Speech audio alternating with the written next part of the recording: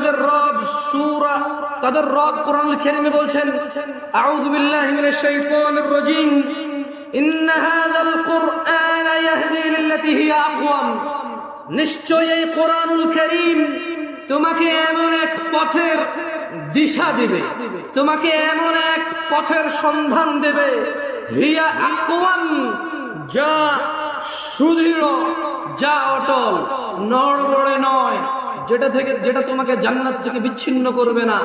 যে ব্যক্তি কোরআনুল কারীম থেকে, সহিহ সুন্নাহ থেকে দ্বীন শেখে, কোরআন থেকে এমন এক পথ দেখাবে যেই পথ দৃঢ়, জান্নাতের পথ, রবের সন্তুষ্টির পথ, রবের ক্রোধ, রবের রাগ হতে আশ্রয় দিবে, রবের নিষেধাজ্ঞা এবং রবের আদেশ সম্পর্কে ওকে পুঙ্খানুপুঙ্খভাবে ইলম দান করে।